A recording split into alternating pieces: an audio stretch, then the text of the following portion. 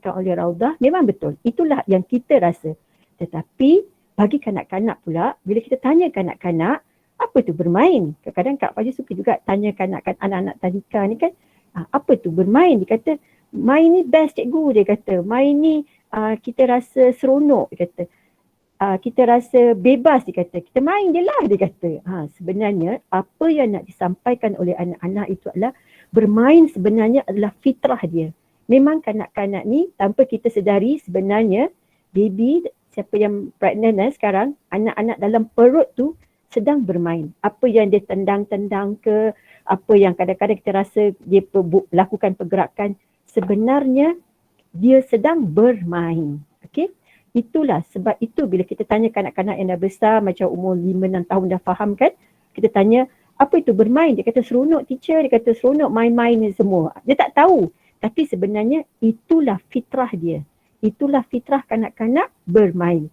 Daripada bermain inilah akan bermulanya dia meningkat dewasa. Kanak-kanak yang tidak diberi kebenaran untuk bermain tidak akan belajar dan tidak boleh menyesuaikan diri apabila berada di alam dewasa. Okey? Sebab itu bermain sangat penting. Okey? Dalam topik pada hari ini, Kak Fazil akan sentuh tentang yang tadi, yang pertama, apa kita rasa seorang dewasa tahu tentang bermain dan apa pula persepsi kanak-kanak tentang bermain. Yang ketiga, Kak Fazil akan terangkan juga apa perbezaan antara belajar sambil bermain dengan belajar melalui bermain. Learning through play. Okay. Yang keempat pula, apa pentingnya bermain dengan kanak-kanak. Dan yang kelima, kita akan tengok peringkat bermain. Sebenarnya bermain ni ada berbagai jenis dan bermain ni ada peringkat-peringkat dia ikut umur. Sebab tu bila kita tengok kadang-kadang kanak-kanak ni, contohnya lah macam kita belikan anak-anak kita baby, kita tengok anak kita baby tapi kita dah start umur dia 3 bulan, kita dah start belikan dia bola lah, kita belikan dia permainan apa-apalah yang banyak, semua bear lah, teddy bear. Tapi kita tengok dia tak berminat pun dengan tu. Dia lebih suka bermain dengan anggota badan dia. Itu sebenarnya adalah peringkat perkembangan bermain pada kanak-kanak.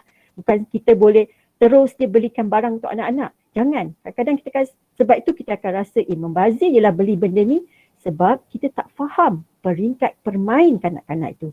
Bagaimana peringkat perkembangan bermain kanak-kanak. Jadi hari ini Kak Fazil akan sentuh tentang belajar melalui bermain dan apakah peringkat dia. Okey. Bila kita tanya tentang orang dewasa dengan orang dewasa, apa dia yang mereka faham tentang bermain, kita akan rasa bermain itu perkara yang menggembirakan. Anak-anak ni bermain, dia dapat berkawan, dia kata. Bila dia main, dia dapat bebas. Dia rasa seronok. Itu jawapan kita. Dan bila kita tanya kepada seorang kanak-kanak, dia akan kata, main ni seronok. Mainlah dengan kawan-kawan. Sebenarnya apa yang dia nak sampaikan, hey ibu, bermain ni fitrah saya. Benarkan saya bermain. Umi, mama, mak, benarkan saya bermain kerana inilah fitrah saya. Melalui saya bermainlah saya akan mengenal erti dewasa. Okey? So ibu-ibu semua, ibu-ibu dalam grup ni semua, kita kena sedar daripada sekarang bahawa bermain adalah fitrah kanak-kanak. Okey, melalui bermain sebenarnya kanak-kanak boleh explore, boleh melakukan penerokaan, boleh melakukan aktiviti bebas, boleh melakukan eksperimen dan juga boleh meningkatkan imajinasi dia. Okey, ini dia punya apa yang kita faham tentang bermain lah. Okay. So kita akan masuk pula bermain pada kanak-kanak. Okay. Bermain pada kanak-kanak sebenarnya tak perlukan alat permainan. Kanak-kanak ni bermain, dia tak perlu permainan sebenarnya. Tak perlu permainan yang mahal, tak perlu permainan yang branded, tak perlu. Anak-anak ni kalau kata bermain, tak bagi dia barang pun dia boleh bermain. Dengan tangan pun dia boleh bermain, dengan kita bagi dia kain pun dia boleh bermain. Tak perlulah gadget ke, teknologi ke, tak perlu. Tak perlulah kita kena kata, oh ni ada set Lego, sini kena ada set pertukangan, tak perlu. Sebenarnya kanak-kanak tak perlukan pun peralatan bila dia kata dia nak main. Even kalau kita tengok dia ambil kertas satu pun dia dah boleh main dengan kertas. So sebenarnya kanak-kanak ni bila dikatakan bermain, dia tak perlukan peralatan yang canggih ke, yang mahal ke, yang branded atau yang terlalu banyak. tidak perlu. Okey. Yang kedua, bagi kanak-kanak bermain ni dia dapat bebas, dia dapat meluahkan apa saja yang dia nak. Dia akan rasa gembira, dia akan rasa seronok. Masa tu dia rasa bila peluh-peluh tu keluar tu, dia rasa itulah nikmatnya dia bermain. Lagi banyak peluh dia keluar, lagi banyaklah nikmat dia rasa dia dapat bermain. Dan ibu-ibu juga perlu tahu bagaimana apa permainan yang sesuai untuk anak-anak. Sebab tu kita kena belajar. Bukan kita ikut je, tak boleh. Dulu sebelum Kak Fazi mendalami dunia kanak-kanak, Kak Fazi ikut je orang. Okey, kita ikut je orang. Kita tak faham pun. Okey, orang kata main ni, kita kasih. Tapi sesuai ke pada umur anak kita 6 bulan, kita kasih main Lego. Sesuai ke kita kasih main ni. So kita bila dah belajar mendalami dalam dunia ni baru kita faham. Oh belum, perkembangan umur anak-anak 6 bulan belum sesuai lagi untuk main benda ni. Bila anak-anak berumur 3 bulan, tak payah pun nak belikan barang-barang tu semua. Okey? So kita akan belajar sekarang. Okey, kita akan belajar secara santai sajalah. Sebab kalau mengajar secara akademi nanti terasa macam bilik dewan kuliah pula kan. Kita tak nak lah terasa macam dewan kuliah. Okey? Jadi apa perkaitan kanak-kanak bermain ini? Terms yang paling besar sekarang yang sangat suka digunakan oleh orang sekarang adalah belajar sambil bermain. Belajar ni dia bermain. Belajar ni melalui bermain. Orang suka cakap, oh anak saya pergi sekolah, dia belajar, dia punya sekolah dia guna, saya pilih sekolah tadika yang ada elemen bermain. Saya pilih sekolah yang ada banyak permainan, yang ada playground. Tapi apa sebenarnya, apa dia punya falsafah, apa matlamat sebenarnya permainan tu, semua ada. Okey. Untuk kita bercerita tentang bermain ni, ada tokoh kanak-kanak. Okey, Kak Fazi suka kaitkan dengan tokoh-tokoh dalam bidang pendidikan kanak-kanak supaya ibu-ibu dapat ilmu tambahan. So kita akan lebih rasa, oh ini orang ni, oh ini orang ni. Okey. So tokoh-tokoh pendidikan awal kanak-kanak ni adalah ramainya terdiri daripada ahli-ahli psikologi. Bukannya daripada cikgu ke tak. Yang banyak buat kajian tentang kanak-kanak adalah ahli-ahli psikologi. Okey. So menurut dia ada banyak lah, tapi yang ni yang glamour lah. Okey. Freud dan Erikson, dia kata bermain dapat memantapkan kemahiran emosi kanak-kanak. Bagi Freud dengan Erikson, bila kanak-kanak bermain ni, kajian dia dilakukan, bila kanak-kanak ni bermain, dia dapat meningkatkan kemahiran emosi. Emosi ni contoh kanak-kanak dapat meluahkan sama ada dia marah, dia tak gembira, dia suka. Masa itulah kita akan dapat reaksi muka dia. Sama ada kanak-kanak tu bila kita kasih dia main ni, dia rasa happy, dia rasa macam peluh-peluh yang keluar tu dia rasa seronok. Itu dia melahirkan emosi. Ada juga kanak-kanak melalui bermain dia tak minat. Okey, anak-anak perempuan kita kasih dia main hammer ke, ada permainan lelaki ke, dia tak minat benda tu. So dia akan tunjukkan reaksi dia masam, dia tak gembira. Menurut Freud dan Erikson, bermain pada kanak-kanak dapat mantapkan kemahiran emosi dia. Manakala, okey, ahli psikologi yang kedua, Jean Piaget, yang ni yang memang glamour lah. Kalau orang pendidikan dia akan tahu. Piaget pula kata, Piaget ni dia lebih mengkaji bermain untuk meningkatkan kognitif kanak-kanak, untuk meningkatkan cara kanak-kanak berfikir. Okey, kajian Piaget ni dia buat kepada anak dia sendiri, daripada kandungan isteri dia sampai anak dia dewasa. So dia buat kajian tu ke atas ketiga anak dia. Okey, dan yang seterusnya adalah Vygotsky. Vygotsky pula berkata, dengan bermain, kanak-kanak boleh meningkatkan kemahiran sosial. Melalui bermainlah kanak-kanak boleh belajar berinteraksi dengan kawannya. Ini kata Vygotsky. Kata Piaget, dengan bermain, kanak-kanak boleh meningkatkan kognitif dia. Dia berfikir. Manakala Freud dan Erikson bagi tahu, dengan bermain, kanak-kanak boleh mantapkan kemahiran emosinya. Sebab itulah bermain ini penting untuk kanak-kanak. Orang ada tanya, kenapa tak ada ilmuwan Islam yang mengkaji dalam bidang ni? InsyaAllah satu hari nanti mungkin anak-anak kita, mungkin kita sendiri boleh kaji. Sebab kajian ni dia tak boleh berlaku dalam masa 3 tahun tak. Contoh macam Piaget, dia buat kajian ni daripada anak dia daripada kandungan sampai anak dia dewasa. Kalau Freud lagilah, dia buat kajian daripada anak dia kecil, baby, sampai anak dia dah besar, dan anak dia ni pula buat kajian kembali tentang idea Freud. So dia macam dia berkait-berkait, okay? So ini adalah menurut tokoh-tokoh psikologi kanak-kanak tentang bermain. Kenapa pentingnya bermain ini. Okay? Sekarang kita akan tengok pula jenis-jenis permainan. Ini belum masuk klimaks dia lagi. Ini baru bunga-bunga. Ini baru jenis-jenis permainan.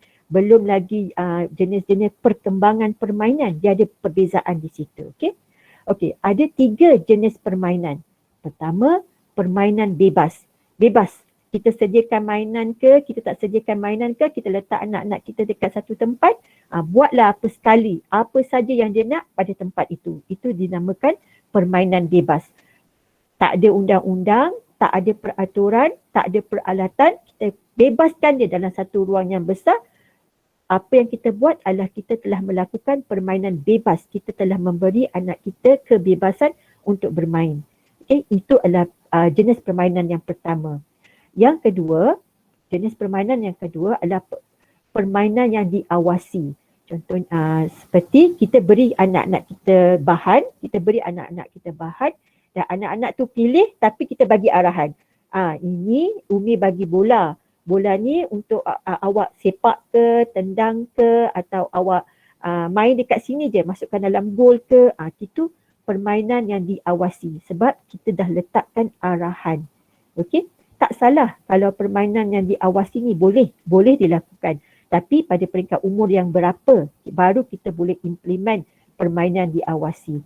Kalau peringkat yang pertama, permainan bebas ni, daripada peringkat umur berapa kita boleh beri, nanti kita akan tengok. Okay?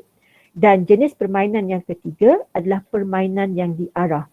Kita kena arahkan dan kita kena letakkan. Okey, awak nombor 1, pemain nombor 1. Awak pemain nombor 2. Okey, contohnya kita sediakan anak kita nak buatkan permainan dam ular dengan anak. So kita kata, okey, Ali awak pemain nombor 1, Ahmad awak pemain nombor 2. So ikut giliran. Maksudnya kalau pemain diarah ni, kita dah bagi giliran dan kita juga sudah bagi arahan. Okey, ini dadu. Kena baling dadu. Bila awak baling dadu, Ali baling dadu, kalau nombor 5, kita baling dadu tu ada nombor 5, so you jalan ke kotak nombor 5. Maksudnya kita dah bagi arahan pada dia. So dia akan main. Okey, itu dinamakan 3 jenis permainan untuk anak-anak. Pertama, permainan bebas. Kedua, permainan yang diawasi. Dan yang ketiga, permainan yang diarah. Okey, itu jenis-jenis permainan lah. Okey, kalau kita tengok pula pada ini peringkat perkembangan bermain. Okey, pada peringkat perkembangan bermain, tadi baru jenis-jenis dia. Ini lebih mendalam, kita tengok peringkat perkembangan bermain. Bila kita boleh bagi permainan bebas pada anak-anak, bila pula kita boleh bagi permainan yang boleh diawasi ataupun permainan yang diarah. Okey, untuk kita tahu jenis-jenis ni, kita kena lihat pula peringkat perkembangan bermain. Okey, dalam peringkat perkembangan bermain dalam dunia kanak-kanak, dalam pendidikan kanak-kanak, kita ada 2 tokoh yang memang sangat glamour dan dia punya dapatan kajian itu digunakan sehingga sekarang. Okey, kita selalu dengar orang kata peringkat bermain ni dia punya hierarki dia, ada peringkat, ada yang ada peringkat solitary ke, parallel bermain ke, unoccupied bermain ke, kita akan tengok peringkat-peringkat tu. So yang kita selalu tengok, sebenarnya tadi Kak Fadi nak bagi slide tentang peringkat perkembangan bermain. Nanti insyaAllah kalau sempat Kak Fadi akan share dalam Facebook ISMA ataupun dalam BIP, dalam BIP kumpulan tu. So dia ada peringkat bermain. Okey, tokoh yang paling glamour tentang perkembangan bermain ni, kajian tentang perkembangan bermain ni, yang pertama nama dia Mildred Parton. Dia buat kajian daripada tahun 1932, kajian dia ni Mildred Parton. Dan yang kedua adalah Piaget pada 1963, dia dah start buat kajian pada anak dia tentang bermain. Kalau Parton, dia kaji bermain ni dari aspek sosial. Okey, kalau pattern dia kaji permainan bermain ni dari aspek sosial. Manakala Piaget pula dia buat kajian bermain dari aspek kognitif. Okey, pada kanak-kanak peringkat taska ataupun prasekolah, kita akan melihat lebih tertumpu kepada kajian pattern sebab dia ada hierarki dia, peringkat-peringkat umur dia. Pattern ni dia kaji daripada kanak-kanak baby sehingga kanak-kanak ke 5 tahun ke atas. Lebih kurang 5 ke 6 tahun dah. Tapi kalau Piaget, dia akan kaji bermain ni daripada kanak-kanak baby sehingga umur kanak-kanak sekolah rendah. Okey? So kita akan tengok peringkat perkembangan bermain pada pattern. Okey, menurut pattern, permainan ni diatur mengikut umur kanak-kanak. Okey? Dia lebih fokus sebenarnya pada kanak-kanak yang berumur 2 hingga 5 tahun. Dan pattern ni mengkategorikan, klasifikasikan bermain, peringkat bermain kepada 6 kategori.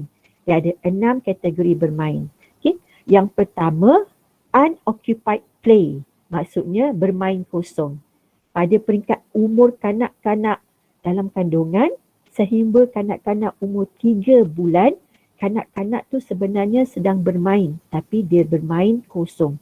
Dikatakan unoccupied play di mana kanak-kanak tu dia bermain bebas tanpa tujuan. Contoh kalau kita tengok baby kan umur 2-3 bulan lepas dia dah boleh bergerak kan, kita tengok dia sukalah kadang-kadang dia tengok tangan dia ataupun dia main angkat-angkat kaki dia, dia cuba-cuba bergerakkan badan dia.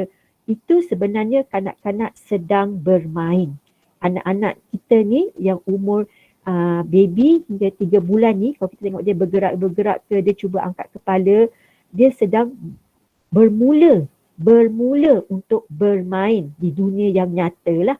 Sebelum ni dia bermain dalam perut, sekarang dia bermain di dunia yang nyata. Itulah peringkat pertama dia bermain. Kalau pada peringkat pertama ni kita lebih banyak bedong anak kita tanpa beri kebebasan, itu yang susah. Itu akan, memang bedong tu bagus. Bedong tu bagus tapi bukan setiap masa. Bukan 24 jam anak-anak itu perlu dibedong. Dia ada peringkat, ada masa dia perlu dibedong dan ada masa dia perlu dibebaskan supaya dia boleh bergerak-gerak. Dia bergerak sebenarnya dia bermain. Okey? Kanak-kanak menendang, kanak-kanak, okay, kalau baby kan kita tengok anak-anak suka masukkan tangan dalam mulut kan, ataupun isap ibu jari ke, isap ibu jari kaki ke, okay, kita akan cakap oh itu nak dapat adik lagi, minta adik lagi. Bukan, itu sebenarnya pada anak-anak itu adalah dia sedang bermain, dia sedang merasai dia punya deria, dia sedang meningkatkan deria dia sebenarnya. Okey, sakit adalah satu aktiviti bermain yang sangat baik untuk anak-anak, menghisap sangat baik untuk kanak-kanak. Okay. So bila anak-anak tu dah start menghisap, hisap tangan ke apa, okey kita gantikanlah dengan apa yang boleh digigit yang sesuai untuk dia lah. Okay, kalau jari nanti dia terlalu bergantung hisap jari dia kan, so kita bagi dia alat yang boleh dia gigit-gigit untuk dia biasakan mulut dia, deria dia, bermain dengan dia punya mulut. Okey. Okey. Ini pada peringkat bermain kosong adalah cara permulaan seorang manusia itu bermain. Seorang manusia itu mula bermain adalah pada peringkat dia bermain pada perkembangan bermain kosong. Maksudnya dia main bebas tanpa tujuan pun. Dia hisap-hisap jari ke, dia cuba-cuba menendang-nendang ke, dia tanpa tujuan dia buat. Bukannya saja-saja dia, bukannya saya hisap jari sebab ibu jari kaki sebab saya nak anak, saya nak baby. Saya nak adik lagi. Bukan. Itu sebenarnya adalah cara permulaan seorang manusia itu bermain. Okay? Dan bermain pada unoccupied ni, bermain kosong ni bermula pada kanak-kanak dalam kandungan. Okey, kita tengok pula pada peringkat yang kedua. Okey, pada peringkat kedua, kanak-kanak bermain sendiri. Pada umur kanak-kanak 3 bulan hingga 2 tahun, dia akan mula bermain, meningkatkan perkembangan permainan dia kepada bermain bersendirian ataupun solitary play. Di mana kanak-kanak ini dia akan bermain walaupun kita letak contohnya anak kita pergi taska, okey. ada sini ada baby lain, baby A, baby C, baby 3. Bila anak-anak tu sedang bermain, contohnya dia main, kita letakkan kunci ke, kita gerak-gerakkan, walaupun ada satu budak dekat sebelah ni umur baby yang lain, tapi dia tak nak ambil tahu pun. Dia tahu dia nak tengok je kunci tu bergerak ke, dan dia cuba capai objek yang sedang dia punya pendidik ataupun ibu dia gerakkan. Dia fokus pada permainan dia. Dia tak fokus kepada orang yang sebelahnya. Itu maksudnya kanak-kanak ini sedang bermain sendirian. Okey? Jangan kita ganggu. Kita tak, masa anak-anak tu tengah fokus bermain, contohnya kita buat permainan, kita gerakkan tuala kepada anak, kita jangan ganggu. Biar dia bergerakkan mata dia ke, tangan dia ke, biar dia bergerak. Okay? Pada peringkat bermain sendirian ni, kanak-kanak pada hakikatnya tidak suka diganggu. Sebab tu bila kita ganggu, kita contohnya sekarang ni kita tengah tunjukkan anak kita kain warna kuning. Kemudian kita ganti kain tu, kita ambilkan pen ke, kita ambilkan kertas benda lain pula. Sebenarnya kita telah mengganggu. Dia nak tahu sebenarnya kain kuning tu, dia nak tengok kain kuning. Bila kita tukar objek lain, dia nangis. Sebab apa? Sebab kita telah mengganggu. Pada peringkat ni sebenarnya kita telah mengganggu anak kita sedang membuat penerokaan. Dia sedang menerka, dia sedang belajar tentang warna sebenarnya. Kalau kita tunjuk warna kuning kan, dia sedang belajar tentang warna. Dia sedang belajar tentang pergerakan kain tu semua. Jadi kalau kita ganggu, so lepas ni jangan ganggu. Bila kita kata kita fokus, nak bagi dia main kertas ke ataupun dia main kain, kita gerak-gerakkan ke apa, biarkan. Mungkin kita ambil dalam masa 10 minit, gerakkan kain tu, kemudian kita akan ganti kain warna lain pula. Biar dia menerka. Sebab pada peringkat umur kanak-kanak bermain sendirian, dia sedang melakukan penerokaan. Okey? Kerana lepas dia main sendiri, dia akan bergerak pada peringkat yang ketiga, iaitu bermain sambil memerhati. Dia main dan dia perhati. Ataupun kita kata onlooker play. Okay? Anak-anak berumur 2 tahun ke atas, dia dah mula bermain melalui permainan yang memerhati. Dia perhati je macam mana tangan mak dia gerakkan benda tu, ataupun dia perhati je macam mana bola tu bergerak ke. Lepas tu baru dia akan buat. Dia akan menirulah. Contohnya kalau kita anak lelaki kan, kita tengok kita tengah main bola, mula kita tunjuk dia bola, kemudian ayah dia ke tendang bola tu, dia tak buat, dia tengok je dulu. Okay, bila ayah tu dah tak ada, dia ambil, dia cuba tendang. Sebenarnya anak ni telah berada pada fasa yang ketiga bermain, iaitu dia melakukan pemerhatian dahulu. Peringkat bermain pemerhatian paling penting. Pada umur 2 tahun ni, bila anak-anak sedang bermain, ibu bapa perlu ada untuk membimbing kanak-kanak. Pada peringkat inilah ibu bapa yang mencorakkan kanak-kanak. Sama ada dia melakukan, contohnya kalau kita tengok ada yang dia main bear ataupun dia main anak patung ke, kalau kita kalau parents tu ataupun dia tengok abang ke atau adik-beradik dia lain yang main pukul bear ke anak patung, dan dia akan ikut, dia akan pukul juga. So dia nampak dia anak patung, dia pukul. Ataupun apa saja perkara yang dia nampak, permainan dia nampak orang lain buat, dia tengok kemudian dia akan ikut, dia akan meniru. Ini adalah peringkat yang ketiga. Okey. Jadi pada peringkat ini umur anak 2 tahun, kalau dia sedang melakukan permainan meniru ni, bermain sambil meniru ni, ibu bapa perlu menunjukkan contoh yang terbaik. Mesti tunjuk, kalau kita nak main Lego, kita kena susun macam gini. Kalau kita nak ajar anak kita main Lego 2 tahun nak main Lego, kita akan susun. Ataupun main puzzle yang kayu kan, puzzle ni bentuk macam ni, kena tunjuk cara yang betul. Jangan, kalau Lego ni kita susun Lego, lepas tu kita hempaskan. Dia akan tiru, dia akan buat. Sebab tu kita, kenapa budak ni ganas main-main Lego je buang-buang. Bila bagi ni semua buang-buang. Bukan salah anak, tapi sebenarnya adalah salah parents tu sendiri, sama ada dia tidak menunjukkan cara yang betul, ataupun yang kedua, dia terlalu terdedahkan anak dia tengok benda-benda bermain macam gitu. Ini yang teruk. Sebab tu bila kanak-kanak yang biasa kita biasa tengokkan bagi dia handphone kan, main gadget kan. So dia akan tengok dulu. Oh orang ni, dia tengok. Kemudian dia akan addicted. Bermula pada umur 2 tahun anak-anak dah boleh addicted. Sebab apa? Ibu bapa yang mencorakkan dia. Kita yang memperkenalkan dia dengan gadget tu sendiri. Jadi jangan salahkan anak. Kita tanya diri kita dulu. Okay? So ingat ibu-ibu pada peringkat umur anak 2 tahun, menurut pattern, anak-anak masa 2 tahun ni dia akan melakukan permainan yang memerhati. So kalau kita nak tunjuk contoh yang baik untuk anak-anak, tunjuklah cara yang sebenar pada umur dia 2 tahun. Cara melalui bermain pun kita boleh belajar. Okay? So ini yang dikatakan pada peringkat ini, kanak-kanak ni akan meniru bukan sahaja pergerakan, perbuatan, malah percakapan. Kalau kita tengah main, okay, pukul dia. Dia akan ikut, pukul dia. Dia akan ingat benda tu. Okay? Ini peringkat yang ketiga.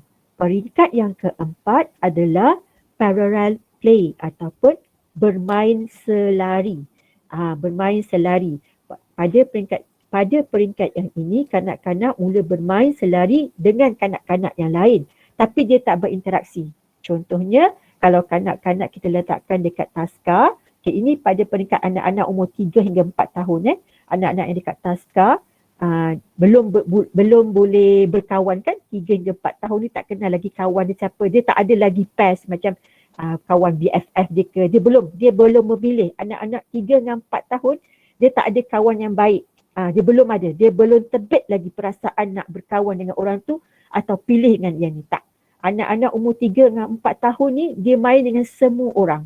Okay? So pada peringkat bermain selari, kanak-kanak umur 3 hingga 4 tahun ni, contohnya kalau dia tengok anak-anak tu ada kawan dia sedang lompat-lompat ataupun buat gimnastik lah, dia lompat-lompat ke apa, dia ikut tapi dia tak main, dia takkan tegur orang tu. Dia main, orang tu lompat-lompat dekat tempat A, dia akan lompat-lompat tempat B. Kita akan tengok comelnya budak tu dia tiru sebenarnya. Sebenarnya dia bukan meniru sahaja, tapi dia main selari dengan kawan sebelahnya.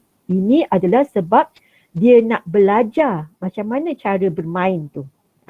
Dia bermain Dia bermain lompat-lompat ke, ada gelong kan, dia lompat-lompat kat gelong ke, ataupun tapi dia tak berinteraksi, dia tak akan bercakap. Bila anak-anak umur 3 dan 4 tahun ni dia bermain, dia tak akan berinteraksi. Dia tak akan bercakap pun dengan kawan walaupun dia melakukan perkara yang sama.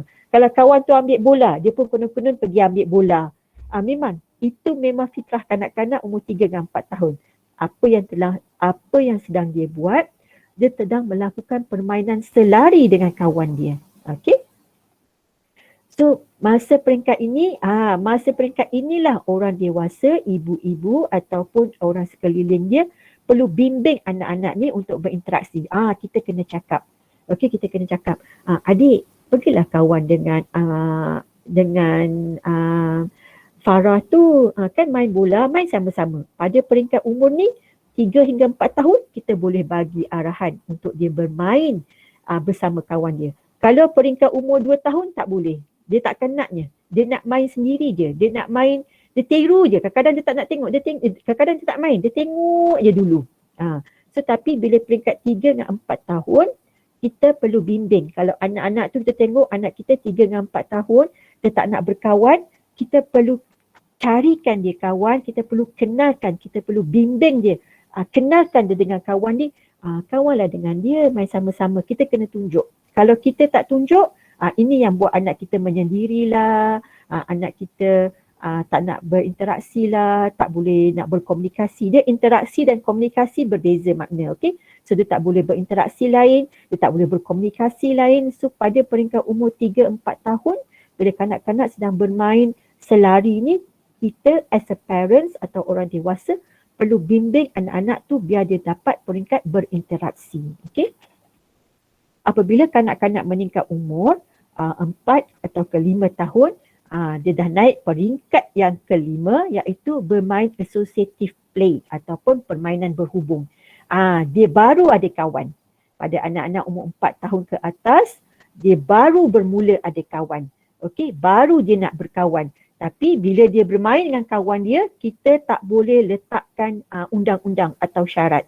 Contohnya kita kasih dia main Lego, biarlah dia main dengan kawan dia. Dia nak susun, dia berbual dengan kawan dia, jom kita susun, jadikan dia istana ke, jadikan dia kereta ke. Pada masa peringkat umur 4 tahun ke atas yang ni, dia akan bermain dengan kawan dia dan berinteraksi. Tapi kita as a ibu, as a orang dewasa, tak boleh letak peraturan. Dia belum boleh dengar lagi peraturan. So kalau ada anak-anak umur 4 tahun atau 5 tahun ke atas dia, bila dia sedang bermain dengan kawan dia, kita jangan letak peraturan. Salah lah, ini bola sepak. Kalau bola sepak, kita sepak. Mana boleh bola sepak kita pas-pas dekat tangan. Salah. Atau dia tengah main badminton kan, dia pukul kat bawah. Salah lah, badminton ni macam gini. Jangan. Sebenarnya pada peringkat umur 4 tahun ke atas, bila dia telah mula bermain dengan kawan, sebenarnya satu adalah dia nak main bebas dan dia mula untuk berkawan. Okey? Sebab pada peringkat yang keempat tadi, dia ada kawan tapi dia tak nak berinteraksi. Cuma bila dah naik umur 4 tahun ke atas, bila dia berkawan dan dia berinteraksi, berkomunikasi, dia bermain, kita jangan letak di peraturan. Sebab tu bila anak-anak umur 5 tahun, bila berada di tadika, kalau anak-anak umur kelas 5 tahun, dia kelas 5 tahun, ada kelas budak 4 tahun, bila dia bermain dengan kawan-kawan dia, kita bagi dia main bebas.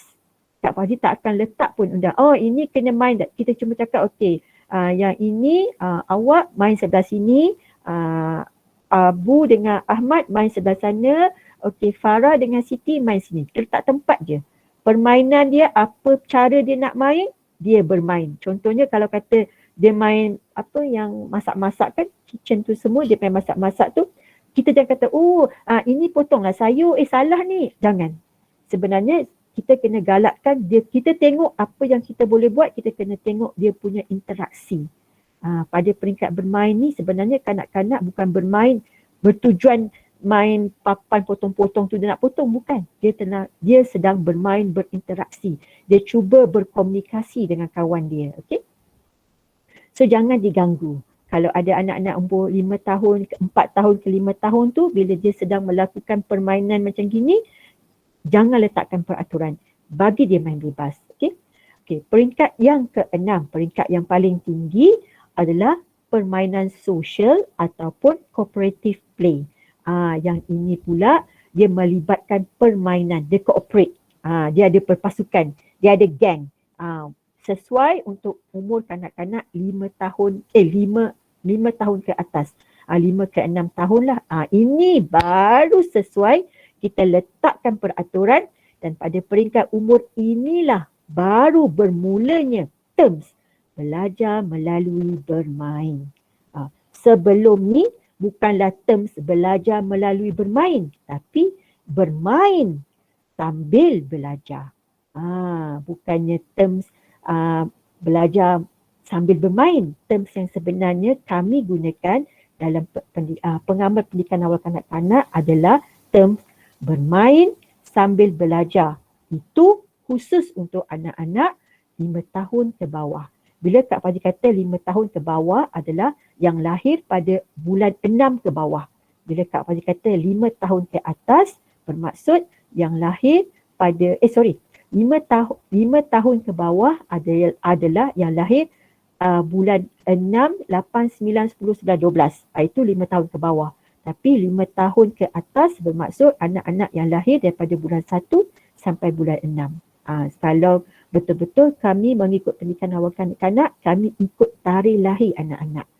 Kalau dekat luar negara, nak masuk sekolah, dia akan ikut umur. Kalau yang capai bulan 9, dah capai umur 5 tahun, baru boleh masuk yang K1 ke apa kan. Itu di luar negara memang dipraktikkan. Tapi di negara kita tidak. Kita tak ikut bulan lahir, kita ikut tarikh lahir. Okay?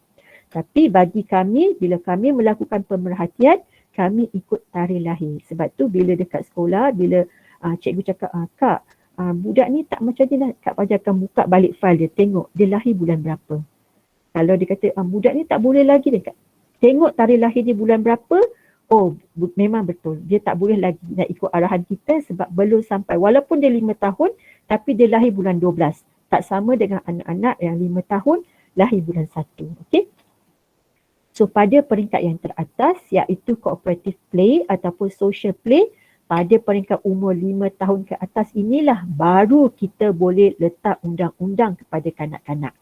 Kalau dia nak bermain, kita letakkan dia syarat. Bila dia nak bermain, kita dah boleh pairkan dia. Kita dah boleh letakkan dia berpasukan. Contoh kalau kita nak main police entry, umur kanak-kanak 5 tahun ke atas, boleh main permainan ni. Tapi kalau kita nak main police entry, kita letak umur kanak-kanak 4 tahun, confirm. Dialah polis, dialah pencuri, semuanya dia kejar. Itu salah. Okay, so kita kena tahu pada peringkat umur kanak-kanak. Sebab tu kita kena tahu bermain, bukan kita main bebas je, tak. Kita kena tahu peringkat umur kanak-kanak untuk dia bermain. Okay? So bila umur anak-anak 5 tahun ke atas, baru kita boleh letak permainan yang bersyarat dan dia boleh berpasukan. Masa itulah kita boleh pakaikan, ni jersey biru untuk pasukan polis. Jersey merah untuk pasukan pencuri. Kalau kita main police entry lah. Kita mainkan macam gitu dan kita letak peraturan, baru anak-anak tu boleh ikut. Kalau tidak, anak-anak tak boleh ikut. Anak-anak yang kurang daripada 5 tahun, dia tak boleh ikut permainan yang peraturan. Sebab itulah kajian Patel ni, hierarki bermain Patel ni masih digunakan sampai sekarang. Cuma kita kurang mendalami apa yang dikatakan. Kita hanya ambil satu, social play bermain. So anak-anak 2 tahun tu kita bagi saja permainan yang ada perpasukan, permainan yang ada peraturan. Itu tidak sesuai. Kanak-kanak bukan belajar tapi dia rasa terseksa. Sebab bagi dia bermain adalah bebas. Bermain adalah boleh menyeronokkan dia. Okey? Ini tentang kajian Patel perkembangan bermain. Setakat ni ada apa-apa soalan? Kita belum masuk lagi bab Piaget, okey? Bab Piaget ni dia lebih kepada berfikir. Ini sesuai untuk kita tingkatkan permainan yang untuk anak-anak kita berfikirlah. Ada apa-apa soalan?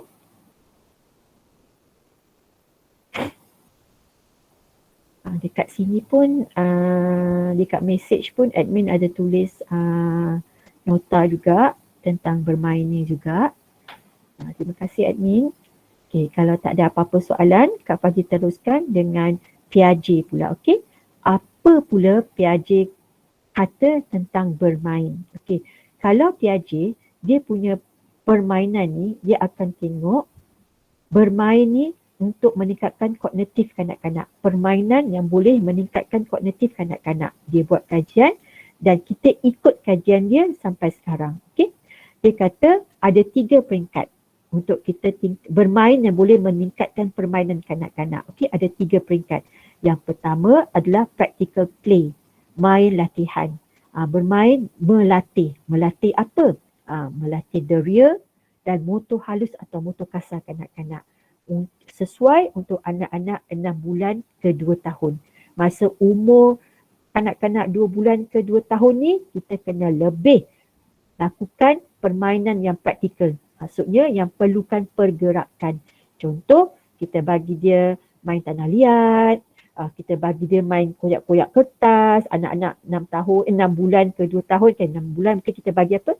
Yang ada benda yang picit-picit dan punch benda kan, yang lembut-lembut tu macam berbola tu, untuk tingkatkan dia punya deria dan motor halus dia.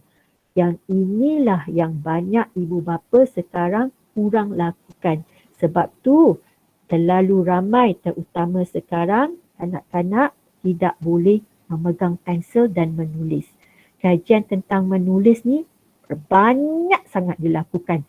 Setiap tahun banyak dan tidak pernah dikatakan ini kajian dah lapuk lah, asyik bertulis. Tidak. Sebab kalau dahulu kajian memegang pensel menulis adalah kajian dilakukan untuk kanak-kanak yang keperluan khas.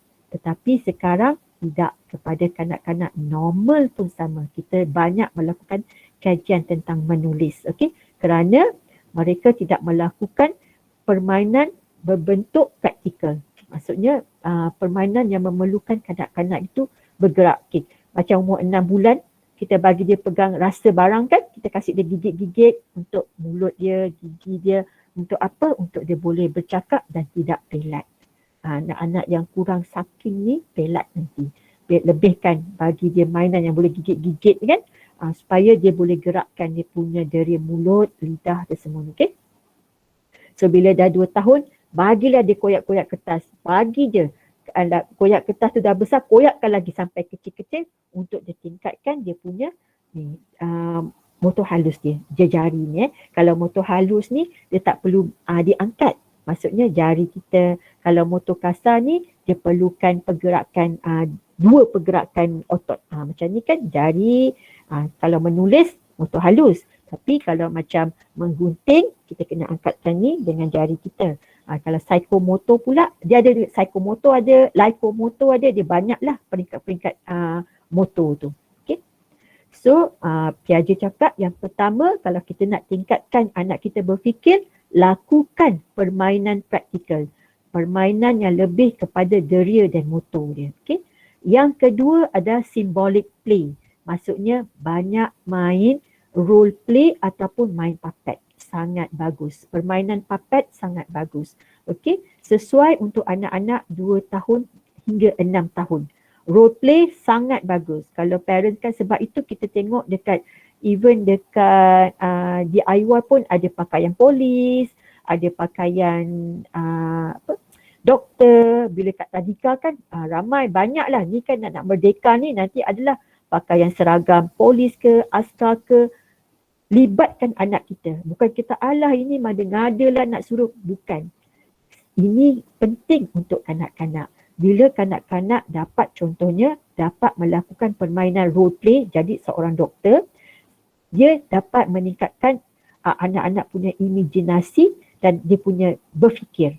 Dia akan, kalau doktor tugas dia apa? Sebenarnya tengah bermain. So bila anak-anak minta ataupun sekolah minta anak-anak ni buatkan role play ke, kita terlibatkan. Ibu bapa tolong terlibat untuk sebenarnya kita mengajar anak-anak kita.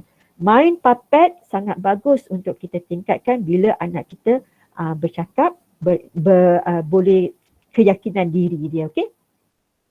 Dan seterusnya, permainan yang ketiga, peringkat bermain yang ketiga untuk tingkatkan perkembangan kognitif, Piaget kata, barulah kita letak permainan yang ada aturan. Games and rules. Jenis permainan yang ada games and rules. Pada peringkat umur ini, Piaget kata sebenarnya pada peringkat umur 7 tahun baru kita boleh letak, kalau kita nak tingkatkan perkembangan anak-anak pada peringkat umur 7 tahun barulah boleh kita gunakan permainan ada games and rules. Maksudnya permainan yang ada peraturan.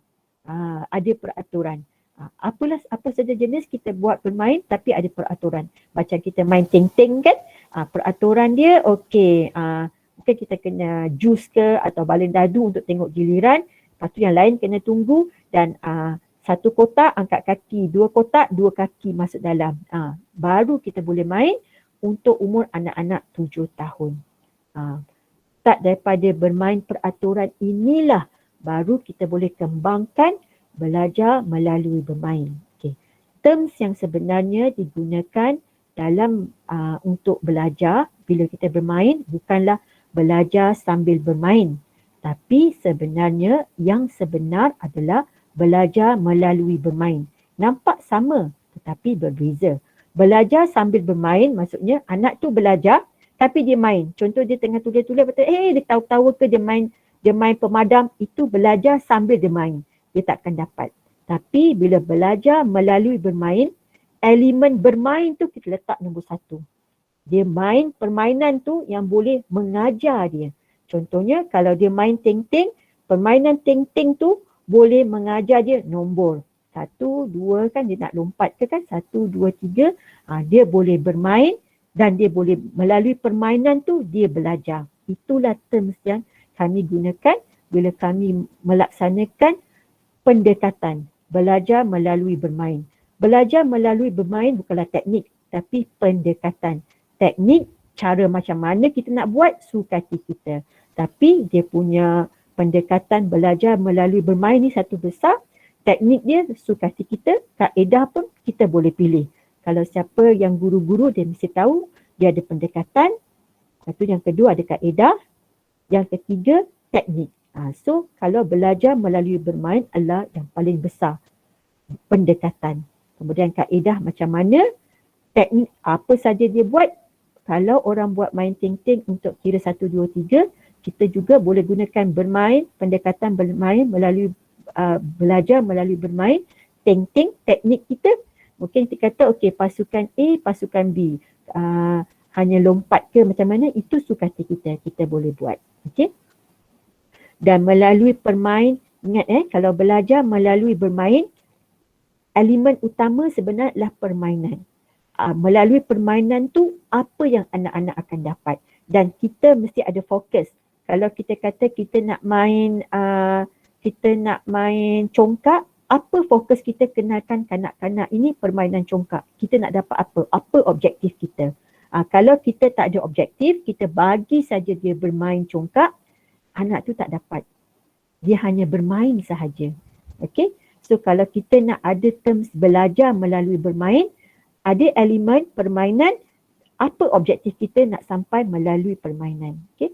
Kajian Kak Fazi, masa Kak Fazi buat master, Kak Fazi buat bermain ting-ting untuk kanak-kanak ni belajar membaca suku kata terbuka.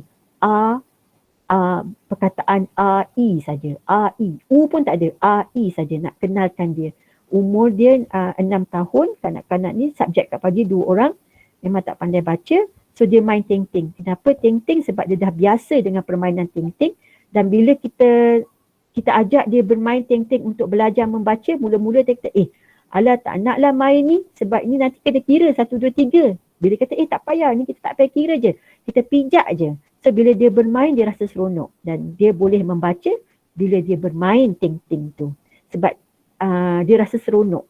Permainan tu yang dia rasa seronok. Bukan sebab dia belajar. Tapi sebab permainan tu, dan dia tak rasa, kalau main ting-ting ni dia kena kira 1, 2, 3. Dia tak nak. Bila dia main, dia bunyi A. Bila dia main petak nombor dia boleh I. So bila dia gabung, dia akan bunyi huruf lah. So Kak Fazi lebih pakai fonik. Dia main ting-ting. Itulah kajian Kak Fazi master. Okay. Ada apa-apa? Dia sangat menarik sebenarnya bermain ni. So kalau kita nak buat permainan ke sekarang ni, ibu-ibu kena tengoklah. Tak perlu sebenarnya permainan yang banyak atau permainan yang branded, permainan yang mahal-mahal, tak perlu. Kalau kita tengok, kalau kita kaji anak-anak orang Indonesia kan, orang-orang rakyat-rakyat Indonesia, permainan dia simple je. Malah yang dia buat sendiri. Baru dia rasa, dan dia lebih, kalau Indonesia ni, dia punya permainan ni lebih kepada tradisional. Sebab dia nak menyampaikan jati diri anak-anak Indonesia. Sebab tu anak-anak Indonesia, dia ke mana saja pun kita, kalau ke seluruh negara kita pergi pun, kita akan jumpa juga orang Indonesia. Kak Fazi, masa Kak Fazi pergi Finland tahun 1999, orang Malaysia sendiri tak tahu. Kak Fazi sendiri tak tahu ada negara Finland. Tapi rupanya dekat Indonesia tu, dekat Finland tu, restoran Indonesian ni pertama Kak Fazi jumpa. Malaysia tak ada. Malaysia ada dekat Sweden, Finland tak ada.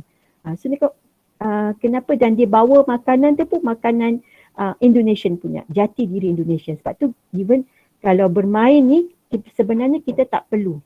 Kita tak perlukan permainan yang branded, kita tak perlu permainan yang mahal. Apa yang kita perlu, hanya yang simple dan anak-anak kita suka, dan lebih baik kalau kita dapat menyerapkan elemen budaya kita sendiri. Okay?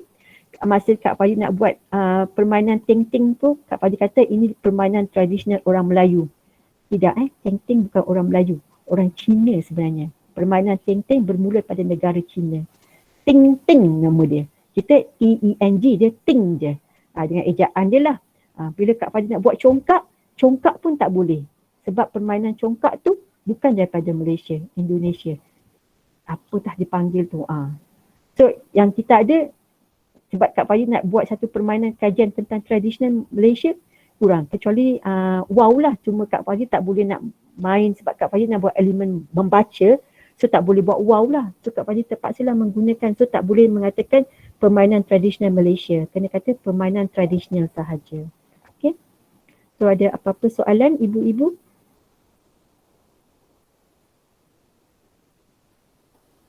atau ada apa-apa nak kongsi ke, kita boleh share. Kak Faji punya perkongsian dia habis kat sini je, maksudnya itulah dia. Kenapa apa yang dikatakan belajar melalui bermain. Okay? Berbeza dengan belajar sambil bermain. Kak Faji pernah ditegur oleh kita punya pakar kanak-kanak lah, bila Kak Faji bentangkan kajian kan, Kak Faji kata belajar sambil bermain. Dia kata stop. Dia suruh Kak Faji stop bercakap, dia kata you salah, dia kata. Jangan sampaikan ajaran yang salah kepada publik. Bukan belajar sambil bermain. Apa you kata belajar sambil bermain? Panjang juga lecturer. Dia kata use the term belajar melalui bermain, dia kata. Learning to play. Sebab tu bila orang-orang tulis kata belajar sambil bermain, sama je dengan belajar melalui bermain, Kak Faji sangat terasa sebab Kak Faji ditegur. Bila Kak Faji buat pembentangan, dia kata salah. Apa you cakap salah. So jangan sampaikan ilmu yang salah. So sekarang ni Kak Faji harap Kak Faji dapat kongsikan ilmu. Kita akan guna term yang sebenar, belajar melalui bermain. Maksudnya elemen bermain tu utama, dan daripada permainan itulah kanak-kanak belajar. Kalau kita masih menggunakan belajar sambil bermain, maksudnya elemen yang belajar tu kanak-kanak pertama, belajar tu yang penting, dia sambil bermain, maksudnya dia leka, dia bukan belajar sebenarnya. Okay? So ada apa-apa soalan? Atau ada apa-apa perkongsian? Kak Faji suka ni kalau orang dapat berkongsi.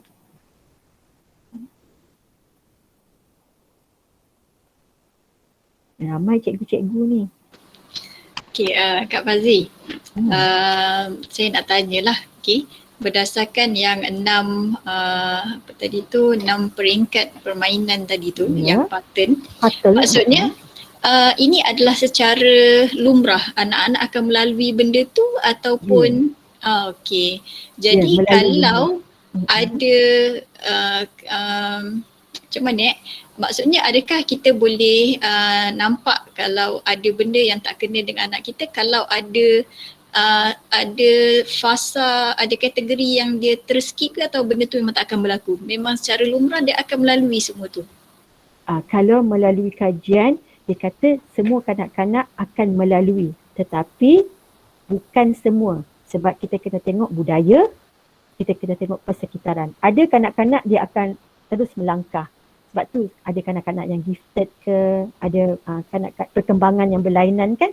Macam contohnya kalau belajar berjalan. Ada kanak-kanak belajar berjalan, dia tak merangkak. Dia terus dia jalan. Ada. So ada kanak-kanak yang akan melompat. Okay, kalau macam bermain, ada berkemungkinan kanak-kanak akan skip satu peringkat. Hierarki tu dia skip. Ada. Tapi kalau boleh, sebab kita tahu umur anak kita kan, kita try to tarik balik. Contohnya macam umur anak kita baru 2 tahun. Okey, sepatutnya dia dah kena lakukan permainan. Sebab sekarang ni budak 2 tahun ni ada yang dah pernah cakap jelas ada yang dah boleh nyanyi lah, dah boleh bercakap, dah boleh. Sebab Kak Faji ada anak murid umur dulu ada 2 tahun dah sekolah, dia boleh bercakap, dia lebih petah bercakap daripada abang dia 4 tahun. Nampak dia macam gini, bukan kita terus saja kita lompatkan dia, oh ini dah boleh bercakap, dah boleh bermain. Teruslah lompat ke peringkat yang kelima, iaitu permainan berhubung kan, associate play. Bukan. Kita tarik balik umur anak tu, kita still walaupun dia dah boleh berkawan, tapi kita still juga bagi dia permainan pada peringkat bermain memerhati. Adik tengok macam mana teacher main. Jangan main permainan yang dah biasa. Kita buat permainan yang baru. Adik tengok macam mana teacher main.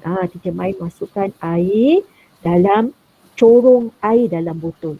Masukkan.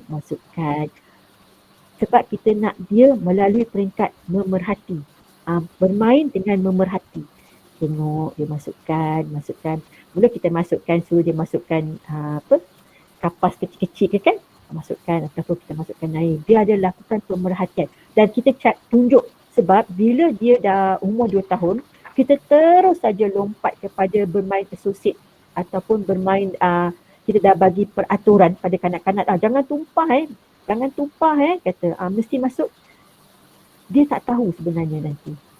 So dia tak merasai, dia tidak merasai nikmat lakukan pemerhatian.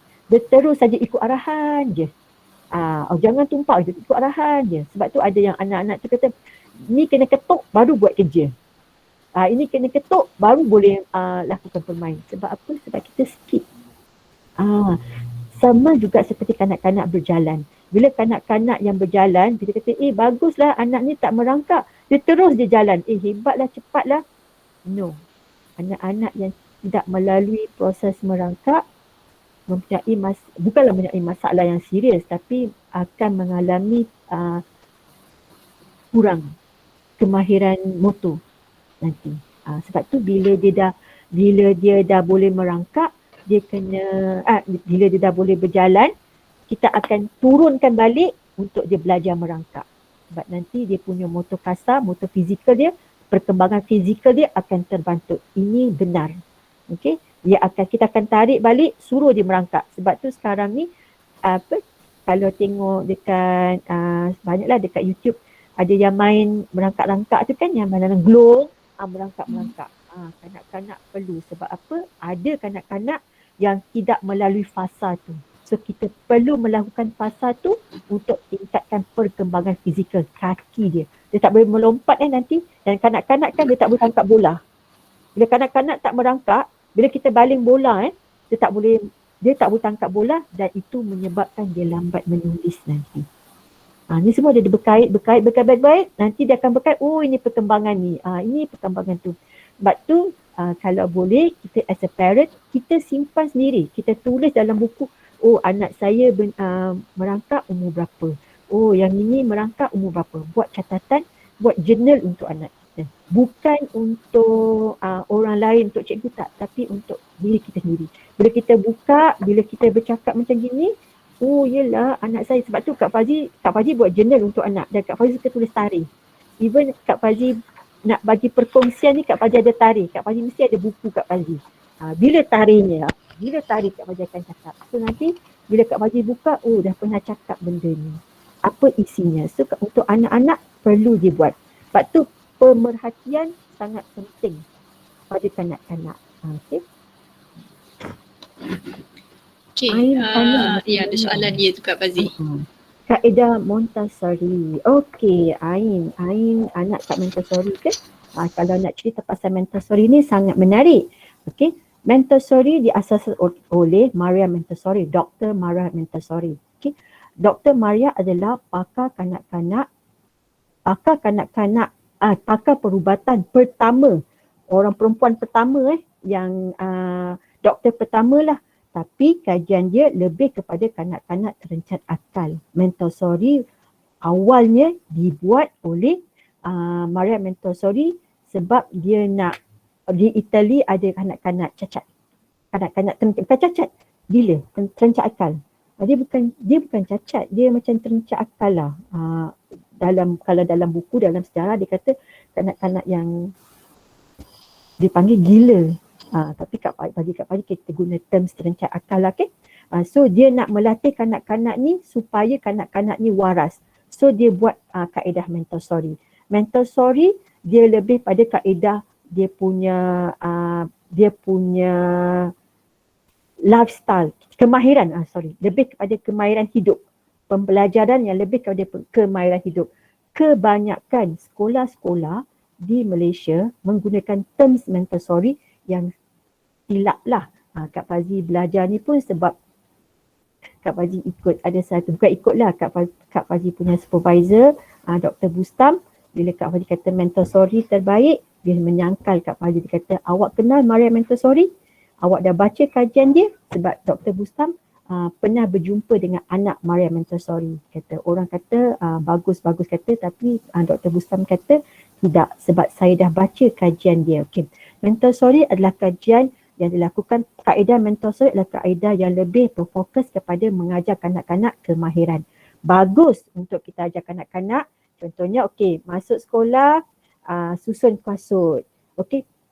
Kaedah menyusun kasut tu, kalau ikut betul-betul Montessori, bukan dilakukan sekali. Dia letak kasut tu, kalau dia kata kanan dengan kiri dalam kotak ni, dia akan buat berulang-ulang kali. Bukan sekali cuba, bukan. Dia akan ulang-ulang sampai kanak-kanak itu dapat letak pastikan kasut tu betul-betul selari dalam kotak dia. Baru dia akan naik step yang kedua. Itu kaedah Montessori. Montessori dia menekankan, Maria Montessori menekankan permainan, tapi kaedah Montessori bukanlah bukanlah satu permainan, bukan. Okey, kaedah Montessori lebih mengajar kanak-kanak tentang kemahiran hidup, kemahiran bagus untuk kanak-kanak yang nak disiplin kanak-anak, bagus guna anak-anak Montessori. Okey. Anak jadi perfectionist tak dengan kaedah Montessori? Dia boleh jadi perfectionist kalau ikut kaedah Montessori, kalau dia ikut guna kaedah Montessori yang sebenar. Kalau kaedah Montessori yang sebenar, kalau kanak-kanak diajar melipat kertas, kalau dia mengajar melipat kertas, ya ambil kertas besar sikit, nampak. Okay. Kalau Montessori dia kena ikut bucu dengan bucu. Kalau kita kata kanan dahulu, kena kanan. Bila kanak tu buat sebelah kiri, tak nak. Dia nak kanan dahulu. Dia kena ikut peraturan. Sebab tu macam Mas Aini bagi tahu, jadi perfectionist dia boleh. Tapi menggunakan kaedah yang sebenar. Kaedah Montessori yang sebenar. Berapa lama dia akan ulang? Dia boleh makan masa 2 bulan, 3 bulan sampai betul-betul kertas yang dia lipat tu bucu dia sama dan dia akan ukur sama atau tidak. Bila kanak-kanak tu dilihat masih belum boleh melipat dengan betul, walaupun kita tengok ni okey lah untuk kanak-kanak lipat macam ni, no.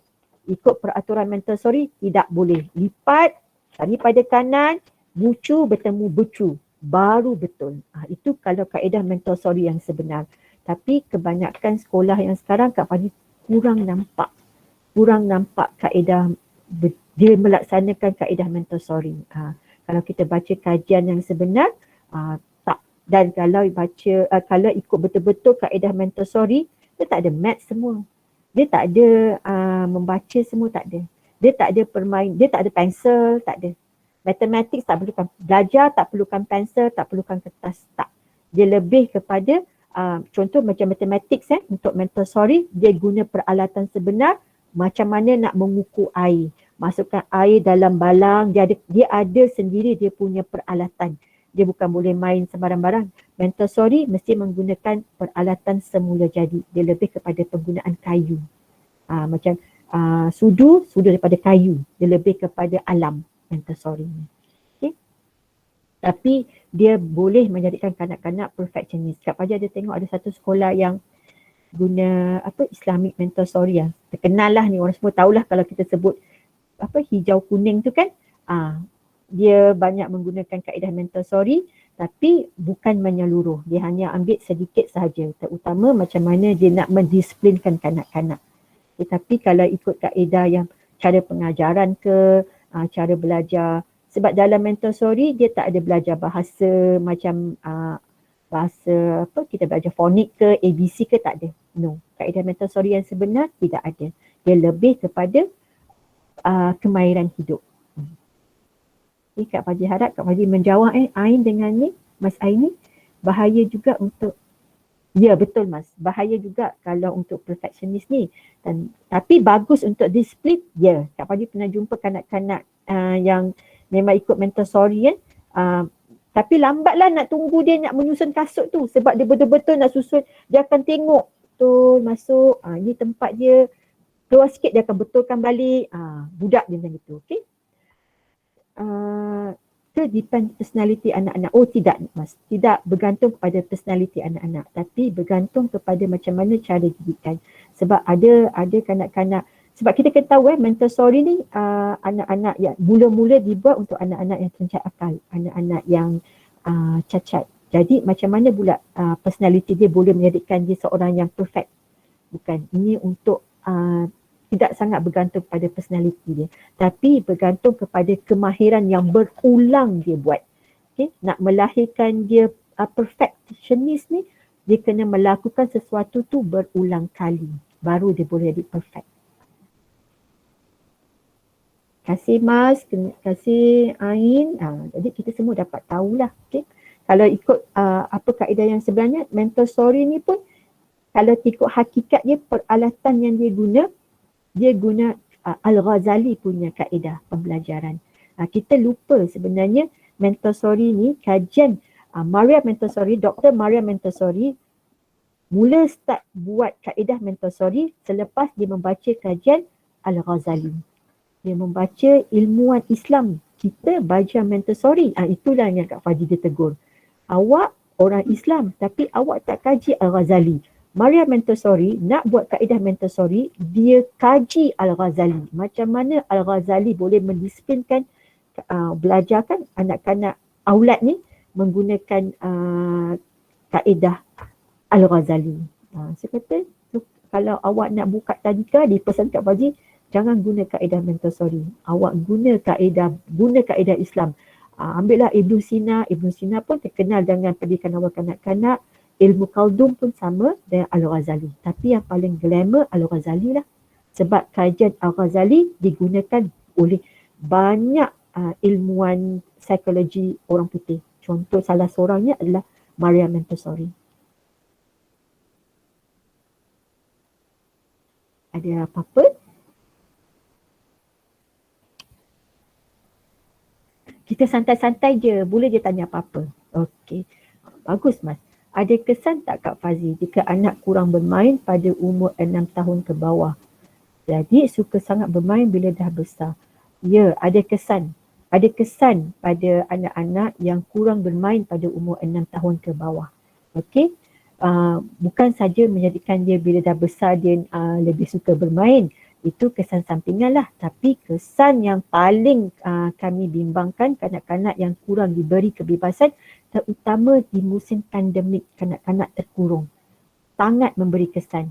Okey. Sebab apa? Sebab bila anak-anak tidak, terutama 6 tahun ke bawah, tidak diberi kebebasan untuk bermain. Tadi kan kita dah terangkan perkembangan bermain kan. Tak beri bermain ikut peringkat dia, dia akan melambatkan perkembangan kanak-kanak. Contohnya lah, pada peringkat umur tadi kan Patel kata pada peringkat umur 6 tahun kanak-kanak sudah boleh bermain dengan kawan-kawan, boleh ikut peraturan, boleh bagi arahan. Tetapi kita tengok anak-anak pandemik sekarang, yang sekolah tadika sekarang, bila dia masuk darjah 1, dia kurang bersosial sebab dia tak jumpa kawan dia. Dia tak bermain dengan kawan dia. Itu dia punya kesan. Apa solusinya? Kita as a parents, ataupun kalau muncul 6 tahun ni kan, dia ada guru kan, suruh guru tu berjumpa dengan anak-anak kita mungkin sebulan sekali atau 2 bulan sekali, bukan saja melalui online tapi pergi ke rumah dia.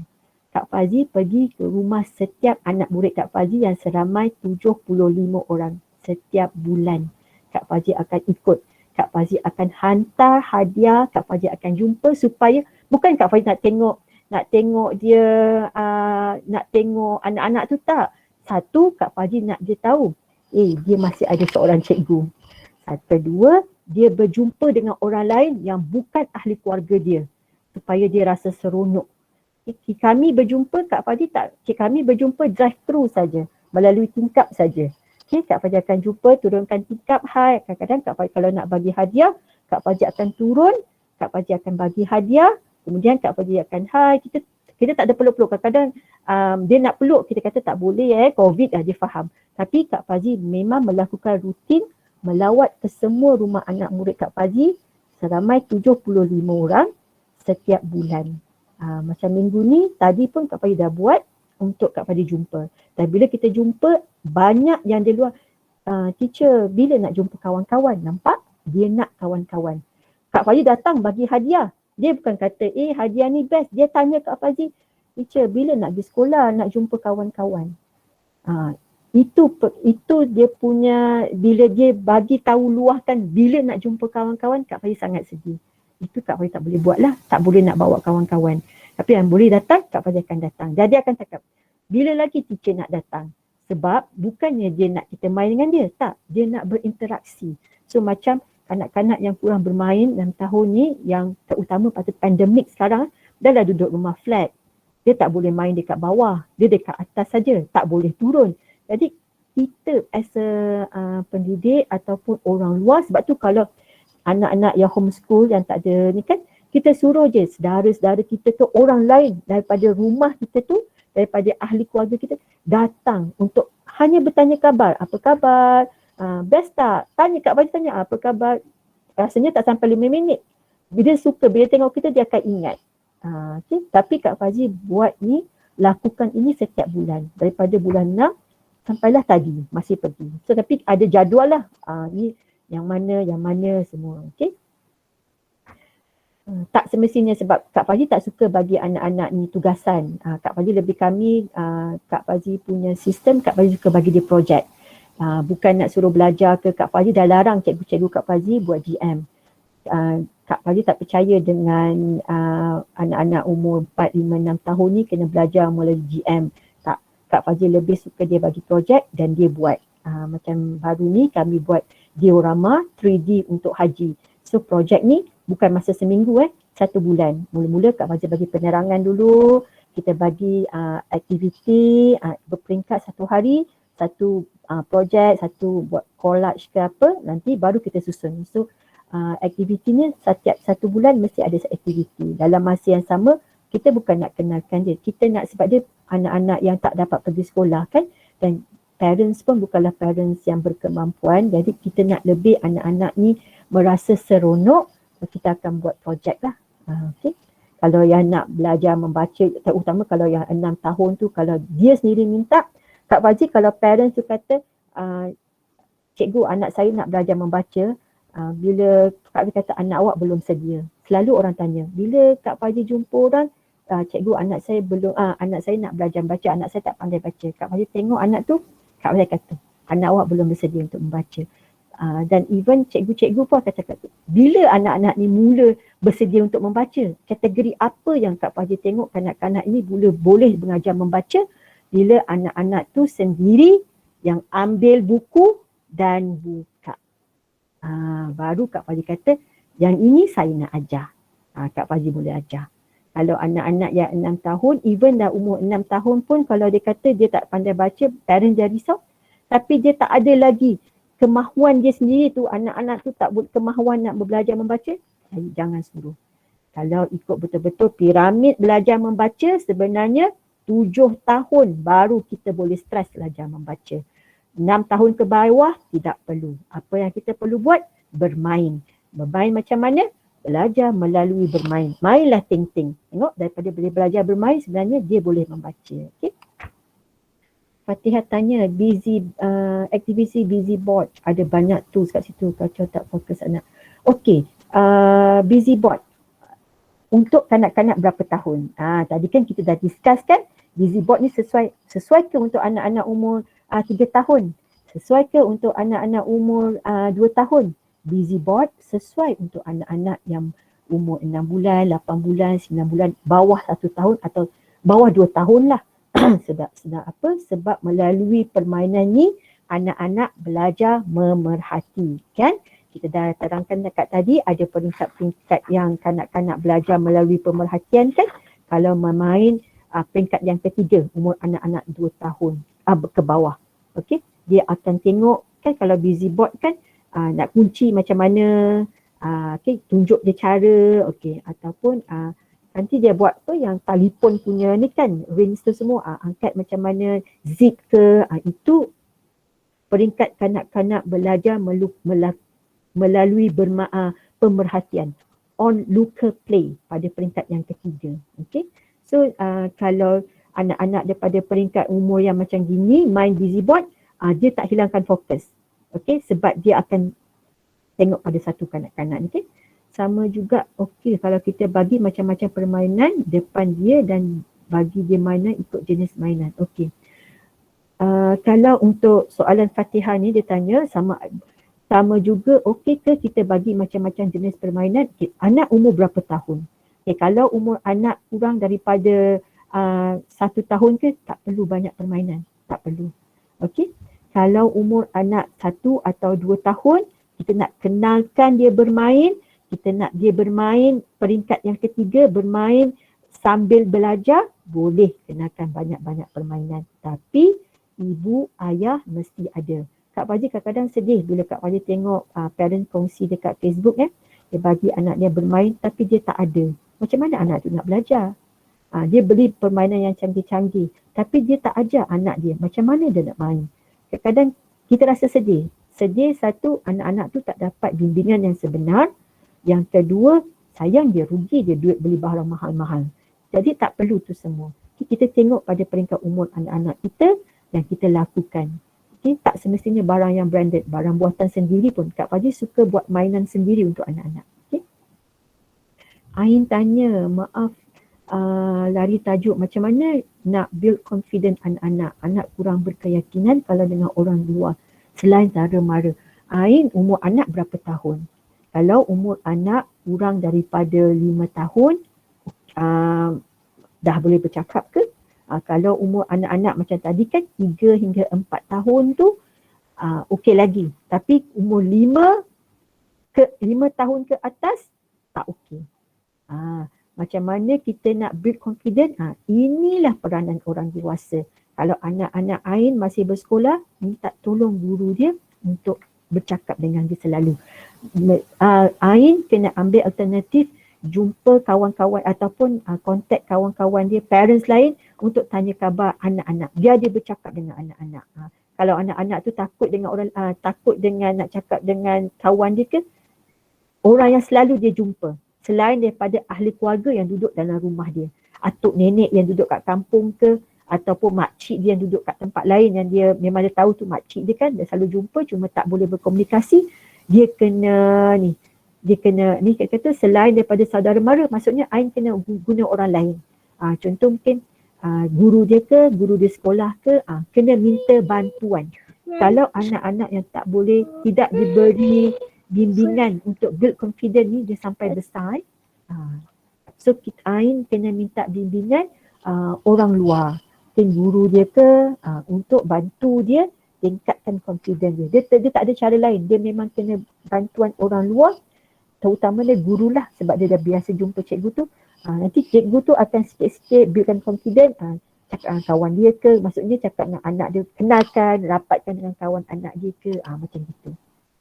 Kak Fazi harap Kak Fazi dapat jawab soalan Ain.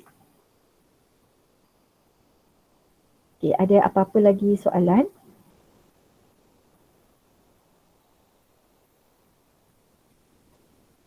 Okay, sama-sama Ain.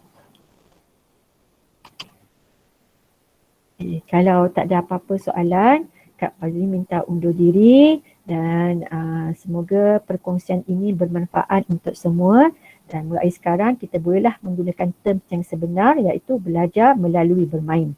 Jangan silap So kita ingat kalau kita menggunakan terms belajar melalui bermain, elemen yang sebenarnya kita nak sampaikan adalah elemen bermain. Bagaimana permainan itu boleh dijadikan elemen untuk belajar. Okay? Itu saja. Segala yang kurang itu datang daripada Kak Fazi. Yang baik, yang sebenarnya semuanya datang daripada Allah Subhanahu Wa Taala. So admin, serah kepada admin. Okay, Jazakillah, terima kasih banyak-banyaklah diucapkan kepada Puan Fazilah. Okay, sangat banyak perkongsian pada malam ni kan, terutamanya untuk ibu bapa dan guru-guru lah. Okay, so kita lagi banyak kita belajar, sebenarnya lagi banyak kita rasa kita tak tahu. Okay, sangat menarik berkaitan Maria Montessori tadi tu. Okay, sebab dia adalah satu Montessori adalah salah satu approach yang famous lah kan dekat sini kan. Padahal kita tak tahu asalnya dia adalah untuk kanak-kanak yang macam mana. Okay, saya pun baru belajar malam ni, okay.